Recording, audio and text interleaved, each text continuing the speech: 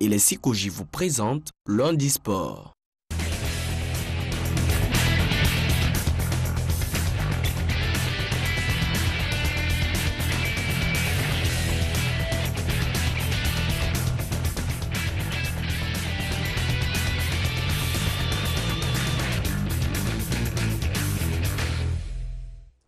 « 20e numéro de Lundi Sport de l'année 2015 et c'est toujours un plaisir d'être en votre compagnie. Mesdames, Messieurs, bonsoir. Voici les titres. Pause dans le championnat national Ligue 1. À 4 journées de la fin de la saison, un bilan. Les candidats au titre, les clubs en difficulté et les équipes sauvées. Fin de la 27e édition du Tour de l'Est. Les militaires de l'ASO raflent les trophées. Encore la SOA, mais cette fois-ci au basketball, qui s'offre la finale des playoffs en battant le stade d'Abidjan au Big Four. Qui sera le prochain entraîneur des éléphants de Côte d'Ivoire? Une short list de 5 candidats a été dévoilée aujourd'hui même par la Fédération ivoirienne de football. Et ce soir sur ce plateau, nous en saurons plus. Également, nous parlerons rugby avec la participation ivoirienne à la Coupe d'Afrique des Nations. La Côte d'Ivoire tentera de rejoindre l'élite, c'est-à-dire la zone A. À tout à l'heure.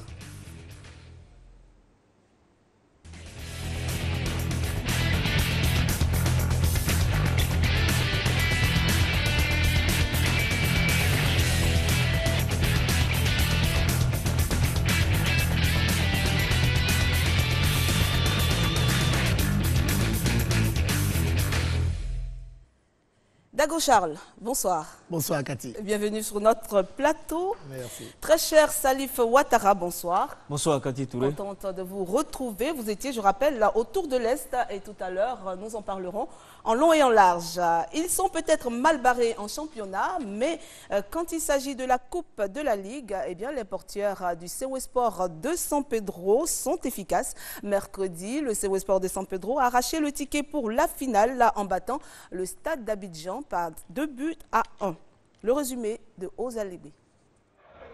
Le CW Sport de San Pedro est en finale de la Coupe de la Ligue.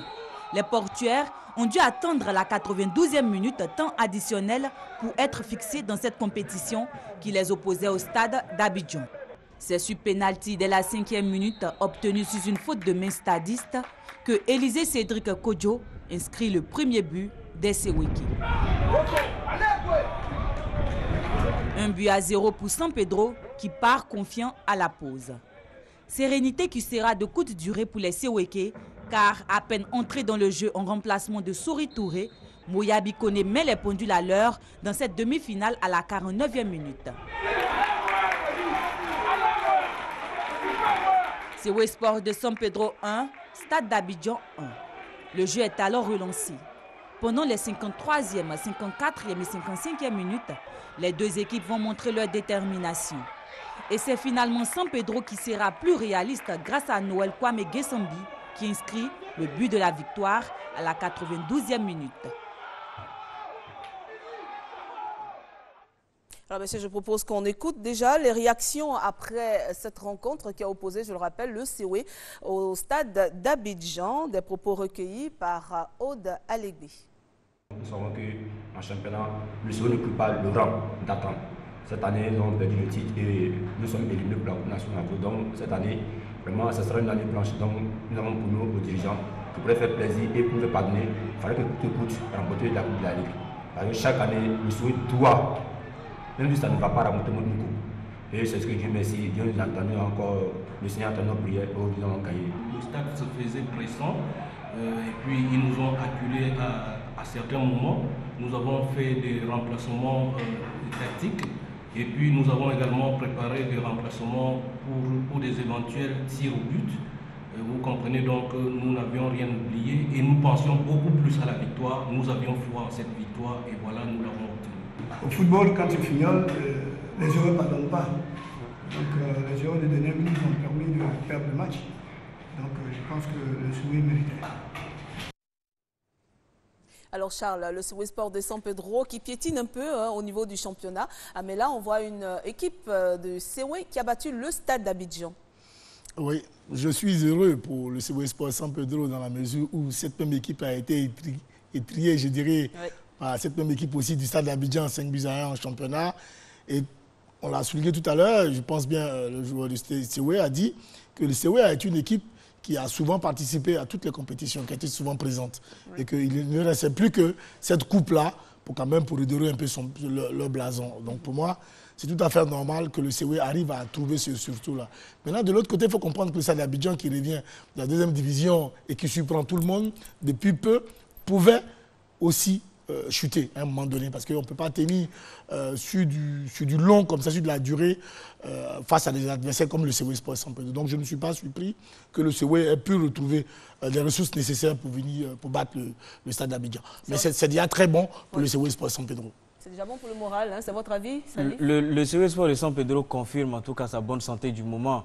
Il faut le reconnaître, ça fait quand même quelques temps que cette équipe, l'équipe portuaire, essaye de faire du mieux quand elle est sur le stade. C'est bienvenu, il faut les encourager dans ce sens. Le Stade d'Abidjan, rappelons, on avait qualifié ce club d'être la bête noire des autres. Et si le COE arrive à battre le Stade d'Abidjan, cela veut tout simplement dire que ils ont de l'embonpoint et ça peut aller loin. Est-ce que le Stade d'Abidjan ne se réserve pas pour les 4 dernières journées de ce championnat qui est quand même serré, hein? Oui, dans une certaine mesure, je serais d'accord avec toi parce que c'est tout à fait normal quand même, hein, comme je l'ai dit tantôt, une équipe qui revient de la deuxième division, il faut se fixer avec des priorités. Je pense que pour la priorité première du Stade d'Abidjan, c'est de bien figurer au niveau du championnat national. Et aujourd'hui, vu que cette équipe est 3e du championnat, elle n'est pas trop loin du Sporting non plus. Donc elle est 4e, pardon. Elle n'est pas loin du Sporting. Elle a encore toutes les chances, pourquoi pas, de pouvoir titiller, pourquoi pas, soit le Sporting, soit la SEC, pour rattraper un peu le gros du lot. Maintenant, bon, c'est des choses qui arrivent. Il faut comprendre qu'on ne peut pas jouer sur tous les tableaux. Surtout que l'effectif du Stade d'Abidjan est très jeune. C'est ça. Elle ne peut pas jouer sur tous les tableaux. Donc je comprends aisément sa défaite face au COE Sport San Pedro. Et la deuxième demi-finale, quant à elle, justement, vous parlez de Gagnoa, a opposé cette équipe de Gagnoa au Stella Club d'Adjamé. Un but de part et d'autre. Et victoire finalement au tir au but pour Gagnoa. Gagnoa a gagné.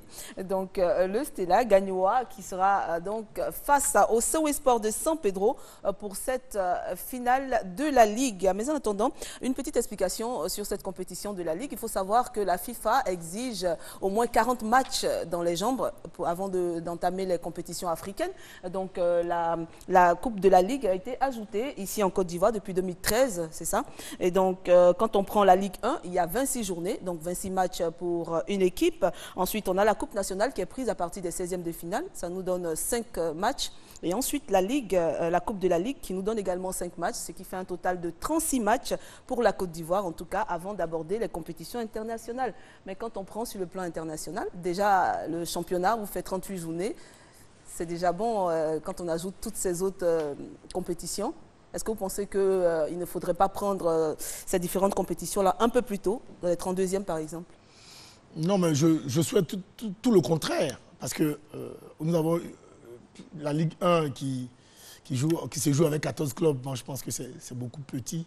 Ouais. Il faut jouer à la limite avec soit 16 ou 18 clubs pour pouvoir atteindre ce quota-là. Sinon, c'est pas parce qu'on y ajoute la Ligue, la Coupe de la Ligue, la Coupe nationale et autres que normalement on va atteindre. Parce que les matchs de coupe, je dirais, quand on prend le club, on prend le Stade d'Abidjan qui est éliminé, c'est fini. Les stadistes n'auront pas, eux, 40 matchs dans les jambes. C'est sûr. Et donc, finalement, on n'aura pas résolu le véritable problème.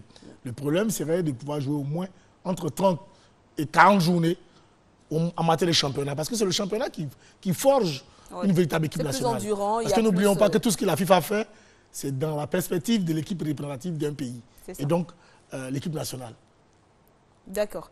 Et pour l'instant, donc, la Ligue 1 qui était au repos la semaine dernière le sera également le week-end prochain puisqu'elle fera place au 8e de finale de la Coupe nationale. Je vous donne rapidement le programme de ces 8e de finale. Vendredi 3 juillet à 15h30 au stade Robert Champroux de Marcory, on retrouvera le WAC face à l'Asie d'Abangoro. Et puis samedi, le lendemain, donc, l'AS Denguélé sera face à la Société Omnisport de l'Armée au Parc des Sports de Trècheville. Samedi toujours, la SEC Mimosa rencontre la JCAT au stade Robert Champroux de Marcory. Et toujours samedi, la FADA sera face à Issiawazi, la grande équipe de Issiawazi qui est donc présente dans cette Coupe nationale. Ce sera du côté de Yamoussoukro, Bouaké FC face au CO Boisflé à Yamoussoukro également. Ce sera dimanche. Et puis dimanche également, l'Africa Sport d'Abidjan croise le fer avec l'AS Tanda au stade Robert Champrou de Marcory. Je précise que tous les matchs sont à 15h30. Et puis justement, cette Ligue 1 qui a déjà épuisé 22 journées sur les 26 prévues. Pour mémoire, nous allons revoir le classement avant donc de faire un petit bilan de cette Ligue 1. Nous allons revoir le classement à l'issue de la 22e journée, messieurs. On va donc commenter ensemble le haut du tableau, l'AS Tanda qui est premier, la SEC Mimosa deuxième, Gagnoa troisième. Charles? Écoutez, moi je suis heureux, pour ne pas dire je suis surpris. Mais c'est une surprise, je dirais, heureuse. Parce que figurons-nous que l'AS Tanda, la saison dernière, pour sa première saison, a fini 6e du championnat. Ouais.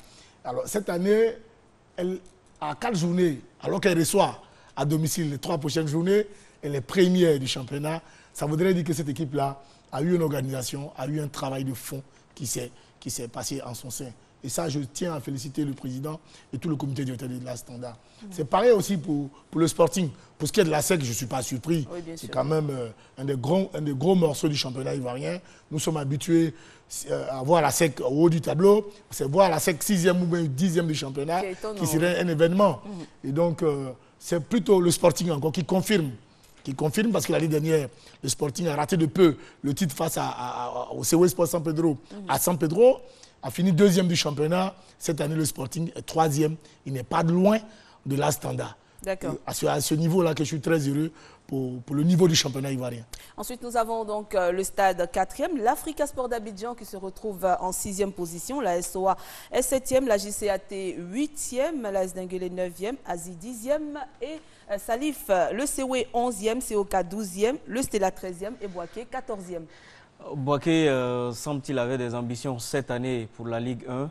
Peut-être qu'ils n'ont pas été réalistes au niveau des recrutements. Ils n'ont pas vite fait de recruter des jeunes qui allaient pouvoir pousser le club assez haut. Ils ont conservé la même équipe, la même identité. Ils sont venus en Ligue 1 et finalement, les choses ne se déroulent pas assez bien pour ce club. Cependant, il faut noter que Koro a le même nombre de points finalement que le 13e du championnat, ils ont 24 points tous deux. Cela veut tout simplement dire que la tendance peut changer à tout moment. Il ne faut pas penser que le CO Koro est sorti de l'auberge et les autres clubs qui sont juste en haut, il n'y a pas un grand écart. D'accord.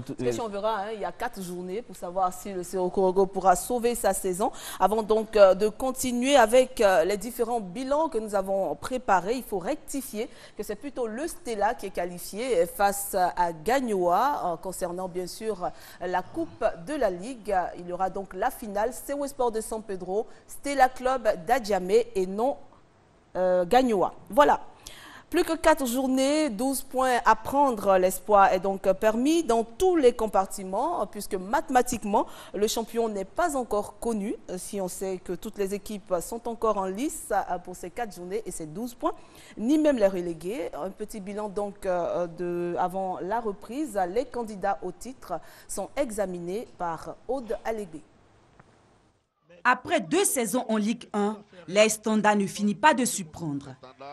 À 22 journées du championnat national, Tanda est premier du classement avec 43 points, 9 buts encaissés et 17 marqués. Les étoiles du Zanzan décrochent aussi le statut de meilleure défense de cette Ligue 1. Et ces résultats sont à saluer grâce à la dynamique de l'encadrement technique et des joueurs comme Bois-Davy Kofi et Marcelin Kofi. La SEC Mimosa n'est pas mal lotie non plus. Les poulains de Guaméné Allé sont 2e avec 40 points. 21 buts marqués, 14 encaissés et 4 matchs nuls. 3e la saison dernière avec 50 points. Les Mimos n'ont plus droit à l'erreur et doivent remporter les différents matchs face au Denguele, la FAD, le Stade d'Abidjan et le Sporting Club de Gagnoa pour demeurer dans le trio de tête. 3e du classement avec 39 points, 19 buts marqués, 7 encaissés et 9 matchs nuls.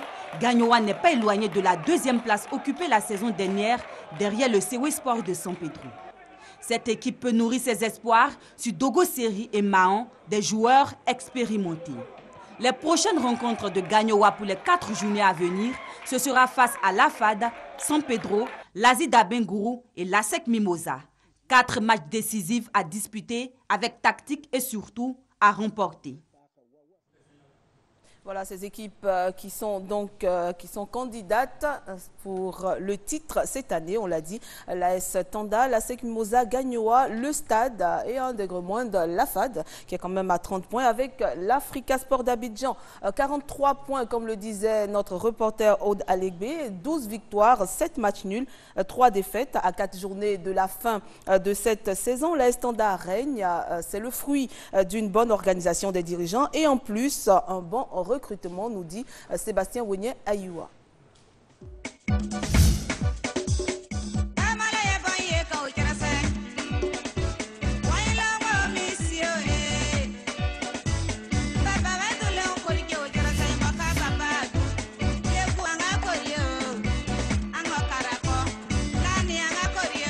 Après seulement 2 années en Ligue 1, l'AS Tanda est en train d'écrire une belle page de son histoire.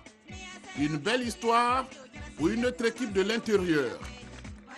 À 4 journées de la fin de la Ligue 1, le travail abattu par l'encadrement technique et les joueurs est en train de s'accomplir de façon positive. Avec Assoumou Jamari, l'AS Tanda a bien démarré la saison 2014-2015. Un premier signe qui montre les intentions du représentant du Gontougo. Déjà, à la fin de la première moitié de la Ligue 1, elle a enregistré 7 victoires, 4 nuls, 2 défaites, 9 buts marqués contre 3 encaissés. Un résultat rendu possible grâce à son attaque animée par Bois Kofi Devi. Assoumou Jamari, parti poursuivre une formation d'entraîneur au Canada, l'AS Tanda a connu un départ difficile dans la deuxième moitié de la Ligue 1. Elle a même été battue sur ses installations au stade Ali Timité de Bondoukou, 2-0 par l'AS Denguélé à la 16e journée. Très vite, un nouvel entraîneur a été sollicité. Son nom, Kofi Firmin, un des adjoints de Rico Gervais, ceux qui ont fait les beaux jours du CEW Sport de San Pedro. Il redonne le goût de la victoire à l'AS Tanda. En s'appuyant sur son expérience, l'AS Tanda en 6 matchs obtient 5 victoires, 1 nul. Il révèle un autre buteur, Ibrahim Samassi. En 2 matchs, il a inscrit 4 buts. L'AS Tanda, version 2015, est composé de joueurs ayant une expérience de la Ligue 1, ce qui évidemment représente un atout considérable. Les motivations pour encourager les joueurs ne manquent pas. Le staff technique bénéficie également de l'expérience du manager général de l'équipe, Quadio Georges. Avec 3 points d'avance sur son poursuivant direct, la SEC Mimosa, l'équipe du président Kobena Séverin peut se permettre de rêver au titre. Mais cette ambition doit se gérer la tête froide. Retenez que l'AS Tanda a été créé en 1964, mais est resté très longtemps dans l'ombre.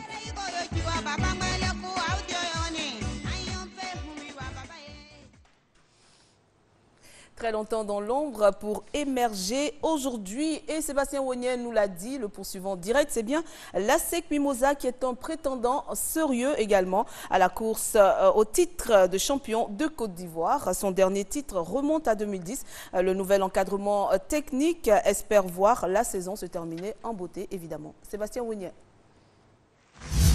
Alou Agnelé, tous ensemble, on a réveillé l'équipe, on a ressuscité les Mimosas. On est dedans pour toujours, on est dedans même quand ça va pas. Soyons unis, préparons l'avenir. La SEC Mimosa est à la recherche d'un autre titre en Ligue 1. Pour mener à bien cette mission, l'équipe a été confiée à un ancien de la maison, Alain Guaméné, aidé dans sa tâche par Lucien Kassi Quadio et Bakary Koné. Tous ont une idée claire de la philosophie de l'équipe, le beau jeu. Seulement, les années passent, mais ne se ressemblent pas. La SEC Mimosa connaît des difficultés face aux équipes de l'intérieur qui contrôlent depuis quelques années le football ivoirien. La Ligue 1 n'est plus l'affaire des équipes d'Abidjan. La SEC termine la première phase de la Ligue 1 troisième. En 13 matchs, elle a obtenu 7 victoires, 3 nuls, 3 défaites, 12 buts inscrits, 5 encaissés. La SEC Mimosa contrôle parfaitement la deuxième moitié de la Ligue 1 et s'empare même du fauteuil de leader jusqu'à la 22e journée. Un fauteuil qu'elle va céder suite à sa défaite devant l'AS Tanda. La plaie de la SEC Mimosa, c'est qu'elle manque de buteurs. En effet, après 22 journées, son meilleur buteur, Yannick Zakri, totalise 3 buts. Il y a problème. Reste maintenant 4 journées décisives. Guamene Alain se dit optimiste. Il a certainement de belles cartes en main pour espérer récupérer le fauteuil de leader à l'AS Tanda. En sport, tout est possible. Seulement, la mission s'annonce très compliquée.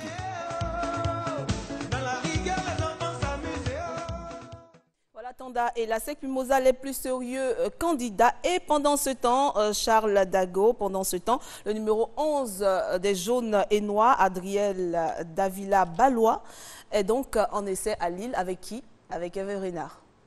Ben, c'est des bons augures. Ça voudrait dire que la fédération, une fois de plus, s'était pas encore trompée dans le choix d'Hervé Renard. Parce qu'en son temps, on lui avait demandé de suivre le championnat et donc de penser déjà à la relève. Donc, en signant, lui, à Lille, et y aller avec Davila, qui est un joueur en devenir, ça voudrait dire qu'effectivement, quand il était sur place, il suivait le championnat.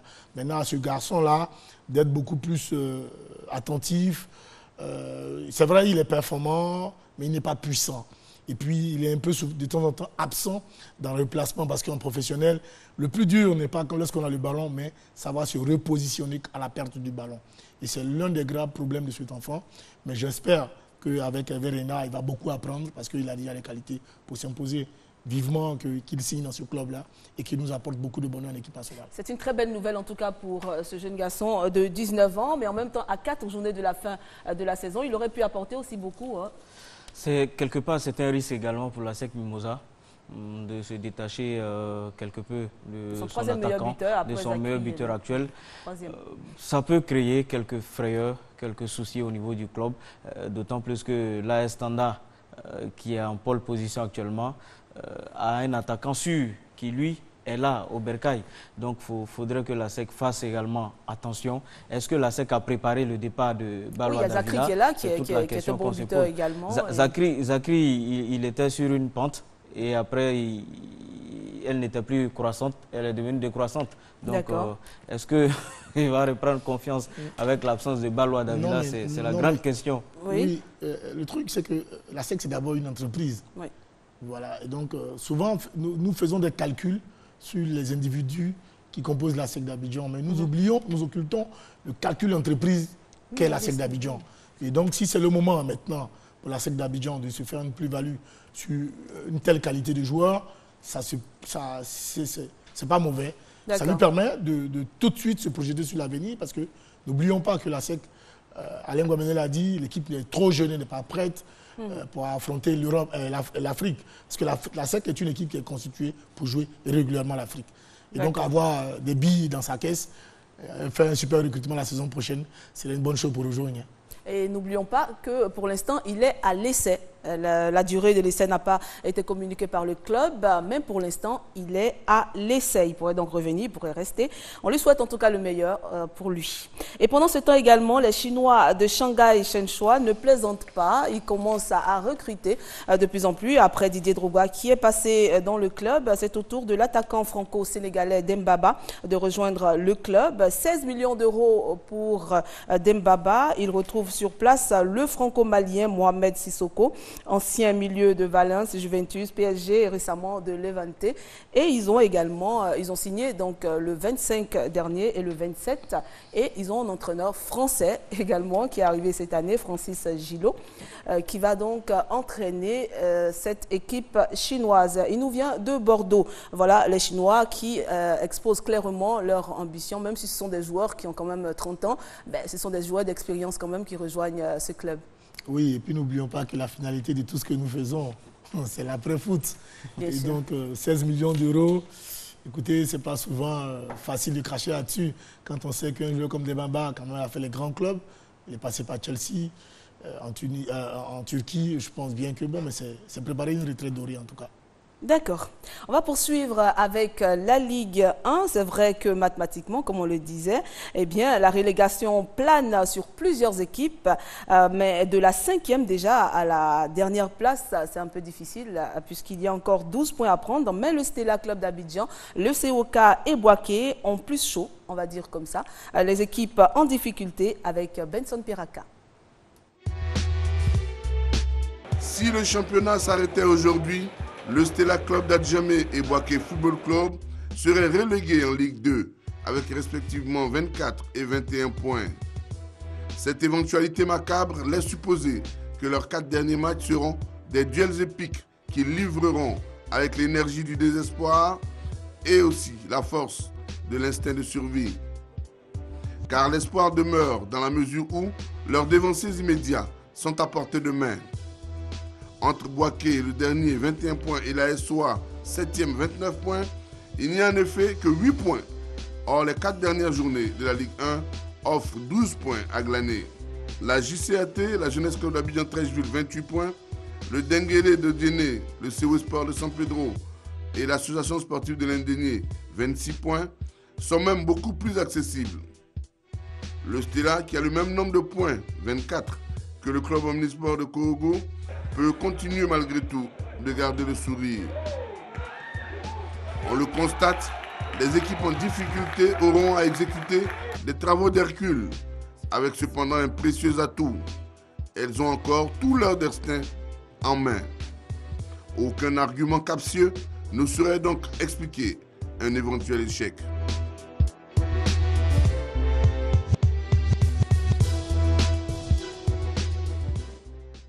Alors, monsieur, réaction donc sur ces équipes en difficulté? Je dirais que ces équipes sont en difficulté pour l'instant. Oui. Mais en réalité, elles ne sont pas en difficulté. Quand on écoute Benson Piraka, il y a 12 points à prendre. Ça voudrait dire que le Stella peut s'en sortir. Il peut encore rejoindre à 24 points le Stade d'Abidjan qui a 31 points. Donc tout est encore jouable. Tout est une question d'organisation, de sérieux et de projection par rapport aux ambitions des équipes. Bon, pour nous qui fréquentons un peu certaines équipes, on sait que ces équipes ont beaucoup de difficultés financières. C'est ce qui nous laisse présager que certaines ne pourront pas être à niveau. C'est un peu ce qui est déplorable. Mais sinon, on sait dans une situation véritablement normale, je pense que même le titre n'était pas encore véritablement joué. Parce qu'une équipe comme l'Africa Sport peut encore jouer valablement le titre, vu qu'il reste encore 12 points. Donc tout est encore possible à mon sens. D'accord. Alors, 13e au classement, là, on vous parle donc du Stella. C'est vrai que le Stella a quelques problèmes puisque depuis le début de la saison déjà, on a remarqué que cette équipe Stellis ne s'est pas retrouvée. Il y a seulement lors de la première journée où l'équipe était 3e, après 6e, 8e et depuis, l'équipe est abonnée aux 4 dernières places. Benson Piraka et bienvenue à Mans nous parle du Stella Club.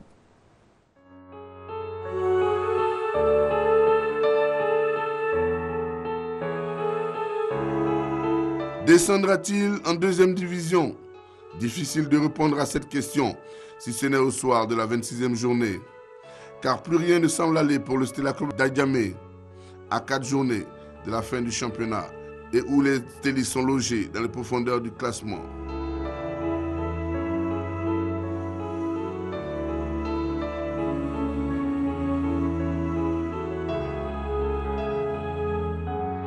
Avec un effectif remanié au début du championnat, le Stella croyait pouvoir jouer le titre sous la houlette de l'international togolais Adekami Olufade. Après cette journée, le Stella a du mal à prendre ses marques. Une seule victoire enregistrée, 4 défaites et 2 matchs nuls. Un bilan jugé trop maigre. Le président Big Togo limoge Olufade face à la dégringolade de son équipe. Bermadin, appelé en pompier, prend les rênes du navire stelliste. Le nouveau coach a du pain sur la planche. Le Stella piétine et aligne encore de mauvais résultats. Classé 12e à la mi-saison, le Stella affûte ses armes pour rebondir avec des recrues pour la dernière ligne droite du championnat. Toujours pas de satisfaction. Le navire stéliste tangue dangereusement et est au bord du gouffre. Après 22 journées, le Stella a enregistré 6 victoires, 6 nuls, 10 défaites, 13 buts marqués pour 24 encaissés. Soit un goal différentiel de -11, avec tout de même 21 points. Si le Stella veut poursuivre son périple en Ligue 1, l'année prochaine, il doit impérativement gagner 3 matchs sur 4, au risque de dire au revoir à la Ligue 1. Le Stella Club, c'est l'étoile d'Adiamé. Or, une étoile a une seule vocation, c'est de briller.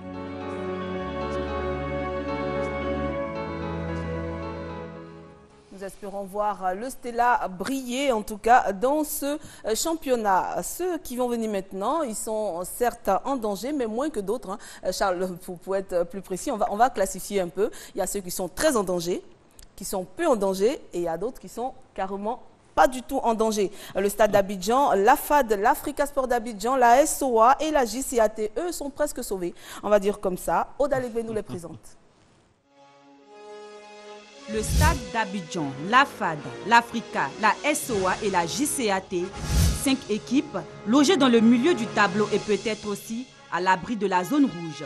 Et pour y rester ou faire partie de la tête de liste, n'ont plus droit à l'erreur. Revenu en Ligue 1 après de nombreuses années, le Stade d'Abidjan avec en tête son dirigeant Luc Adio Kwame n'a pas dit son dernier mot.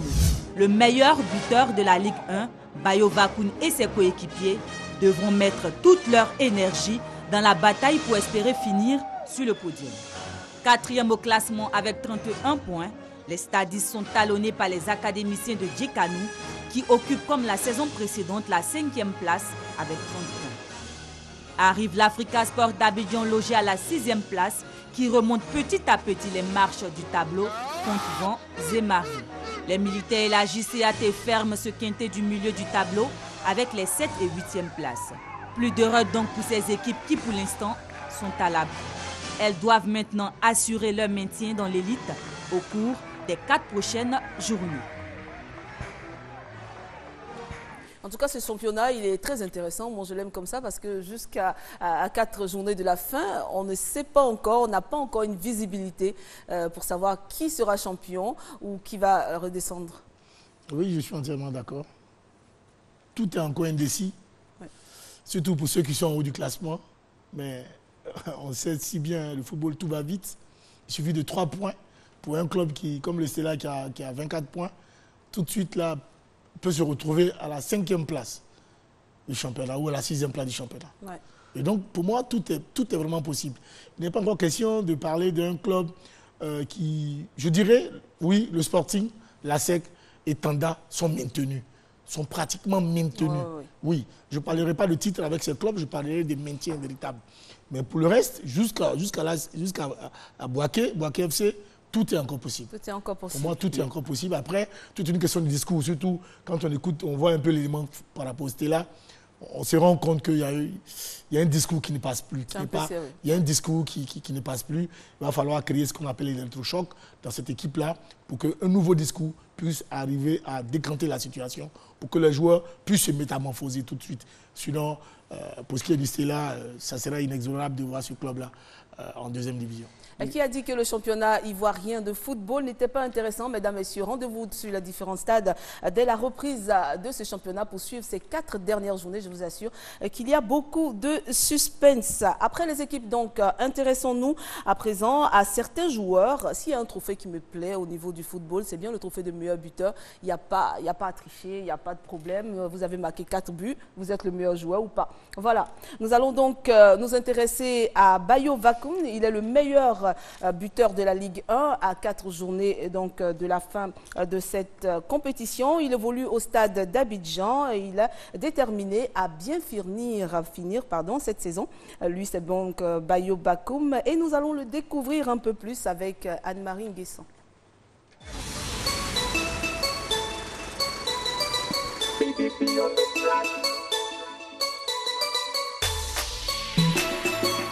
Ne vous fiez pas à ce terre innocent, car c'est un bourreau des défenses adverses. Bayo Vakoun, ce longiligne attaquant de 22 ans, sociétaire du stade d'Abidjan, est en passe d'être le meilleur buteur de la Ligue 1. une ambition bien nourrie. Le chouchou des nanas, je viens vous déranger. Amis, apprêtez-vous, ça va décoller. Oh, oh. Je me suis fixé un objectif dès le début de la saison. Voilà, c'est de déterminer meilleur buteur du championnat. Et voilà, ici je suis sur la voie et je crois qu'il y a travaillé encore pour atteindre mon objectif. Et grâce à son sens du but, soutenu par sa puissance de frappe et sa vitesse d'exécution, Bayo Vakoun a à son actif 11 réalisations à 4 journées du terme du championnat national. On retiendra pendant longtemps encore son triplé lors de la 22e journée face au tenant du titre, le CW Sport de San Pedro. Ces performances permettent au Stade d'Abidjan d'assurer son maintien en Ligue 1. Après avoir conquis le staff technique au tournoi de Toulon, Bayo Vakoun a intégré pour la première fois l'équipe nationale A face au Gabon.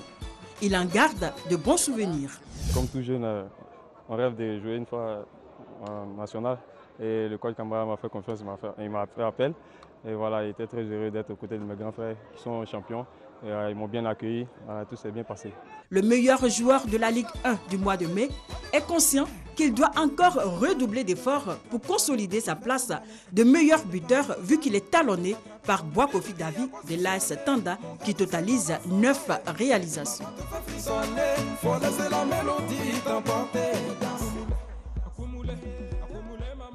Voilà, Bayo Vakoun qui est donc le meilleur buteur de ce championnat pour l'instant avec 11 buts. Oui, en plus d'être le meilleur buteur du championnat pour l'instant, ce jeune homme-là est devenu aujourd'hui le dépositaire du jeu du Stade d'Abidjan. Parce que depuis son trophée avec AFI, l'association des footballeurs ivoiriens, dont ce jeune homme-là, merci au passage, ne fait que se transcender. Parce que là, après le trophée, il a été appelé en sélection. Il est allé à Toulon. En son absence, le Stade d'Abidjan a perdu des matchs. Quand il est revenu, il a fait gagner le Stade d'Abidjan. Il va en sélection, il revient, il éclabousse le CW Sport San Pedro en marquant le acte. C'était comme à l'autre époque, il aurait reçu 400 000 francs CFA.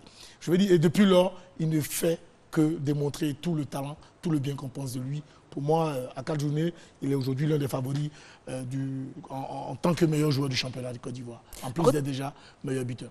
D'accord. Et puis en deuxième position, retrouvons Boakofi Davi, le joueur de l'AS Tanda. 9 buts à son compteur. Ange Assoukro nous le présente. L'ASEC Mimosa leader reçoit son dauphin, l'AS Tanda, pour la 22e journée de la Ligue 1. Le fauteuil de leader est en jeu. Un homme se signale au cours de ce match qui peut être un tournant dans la lutte pour le titre. Davy Kofi Bois pique par 2 fois. Il ouvre la marque sur penalty avant de donner la victoire au prince du Gontougo en deuxième période. Davy Kofi Bois crucifie l'ASEC Mimosa, l'équipe où il évoluait la saison dernière et qui n'a pas su le garder. Quand tu joues contre un ancien club, forcément tu dois être revanchard. Le mental était de faire, il a cru en moi, il savait que j'allais leur faire quelque chose. Ancien joueur du Sabé Sport de Bouna, qu'il a quitté en 2009, il a joué 5 saisons à l'ASEC Mimosa avec un titre de meilleur buteur en 2013. Davy Kofi Bois n'est pas doué techniquement. Il compense cette lacune par une grande combativité et une grosse débauche d'énergie sur le front de l'attaque. Il lui reste à être plus adroit devant les buts pour devenir ce tueur dans une surface de réparation.